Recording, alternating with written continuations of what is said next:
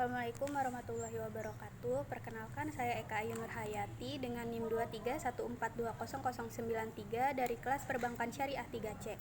Di sini saya akan menjawab kuis 2B tentang kekayaan hak industri beserta contohnya. Yang pertama yaitu ada hak cipta atau biasa disebut dengan copyright. Dan copyright sendiri itu adalah perlindungan atas karya asli atau original yang telah dibuat dan biasanya melindungi berbagai macam seperti karya atau karya tulis atau seni dan yang lain-lain. Kemudian yang kedua yaitu paten. Paten itu merupakan perlindungan hukum terhadap karya intelektual di bidang teknologi yang telah dituangkan dalam keadaan suatu kegiatan pemecahan masalah yang spesifik dan dalam bentuk proses atau produk yang telah ada. Contoh dari paten sendiri yaitu teknologi 4G atau 4G LTE. Merupakan tekanan yang membantu kita agar bisa terkoneksi lebih cepat dengan internet. Dan teknologi ini adalah buah hasil dari ilmuwan asal Indonesia yang bernama Dr. Eng Khoirul Anwar. Dan dirinya mempublikasikannya penemuan ini pada tahun 2010, di mana Dr. Eng Khoirul Anwar itu sudah mendapatkan hak patennya dan saat ini teknologi 4G LTE juga sudah digunakan oleh banyak masyarakat yang bergerak di bidang teknologi, telekomunikasi, dan di berbagai negara juga, diantaranya yakni Jepang dan Amerika Serikat. Kemudian yaitu ada desain industri. Desain industri sendiri adalah hak eksklusif yang diberikan oleh negara Republik Indonesia kepada pendesain atas hasil kreasinya untuk selama waktu tertentu melaksanakannya sendiri atau memberikan persetujuan kepada pihak lain untuk melaksanakan hak tersebut. Kemudian yaitu ada desain industri itu juga merupakan proses perencanaan yang ditetapkan pada produk fisik yang akan diproduksi secara moral, dan desain industri adalah tindak kreatif untuk menentukan dan mendefinisikan bentuk dan fitur suatu produk yang dilakukan sebelum pembuatan atau produksi produk tersebut. Contoh dari desain industri sendiri itu yaitu seperti bentuk botol Yakult atau desain iPhone X dengan kombinasi layar monitor dan keyboard, termasuk detail atau ornamen serta tombol konfigurasi ataupun bentuk desain dan warna pada kotak kemasan kardus suatu produk makanan. Kemudian yaitu ada merek. Merek itu sendiri merupakan tanda pembeda kegiatan perdagangan dengan barang atau jasa sejenisnya, serta jaminan mutu jika dibandingkan dengan barang atau jasa sejenis milik pihak lain. Dan merek sendiri adalah salah satu komponen penting dalam melakukan bisnis.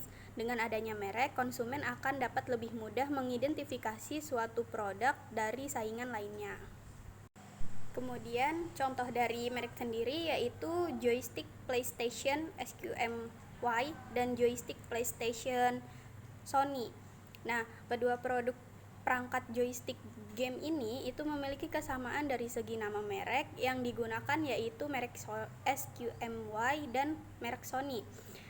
Dan produk yang asli adalah merek yang dari Sony yang berasal dari negara Jepang, sedangkan produk bermerek SQMY yaitu buatan dari negara Cina. Kemudian selanjutnya yaitu dalam hak kekayaan industri ada penanggulangan praktik persaingan curang, di mana di sini itu dapat dilakukan dengan perlindungan hukum terhadap kekayaan intelektual atau HKI.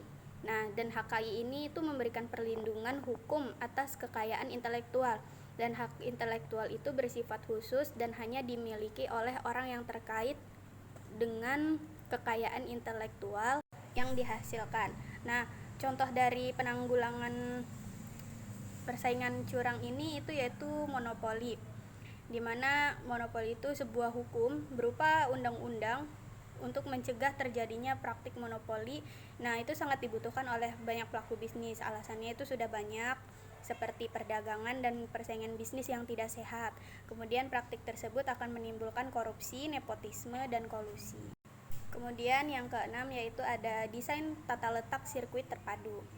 Istilah DLTS atau desain tata letak sirkuit terpadu ini berasal dari istilah layout design atau topografis dan integrated circuit yang perumusannya menurut Washing Treaty adalah Sirkuit terpadu ini berarti suatu hal produksi dalam bentuk terakhir atau setengah jadi yang di dalamnya terdapat berbagai elemen dan sekurang-kurang dari elemen tersebut adalah elemen aktif yang sebagian atau seluruhnya itu saling berkaitan serta dibentuk secara terpadu di dalam sebuah semikonduktor.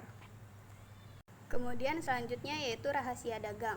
Rahasia dagang dikenal juga dengan sebutan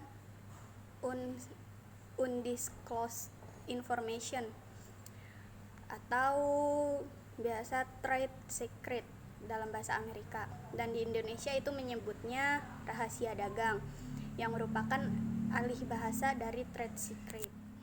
Nah, contoh dari rahasia dagang yaitu seperti algoritma pencarian Google, di mana setiap tahun Google itu membuat ribuan perubahan pada algoritma untuk memastikan bahwa ia menyajikan hasil yang paling relevan bagi pengguna mesin pencari. Selain itu, raksasa mesin pencari tersebut terus memodifikasi algoritmanya untuk mencegah pihak ketiga mempermainkan sistem dan muncul lebih tinggi pada hasil pencarian daripada yang seharusnya. Mungkin cukup sekian yang dapat saya sampaikan. Kurang lebihnya mohon maaf. Wabillahi taufiq wal hidayah. Wassalamualaikum warahmatullahi wabarakatuh.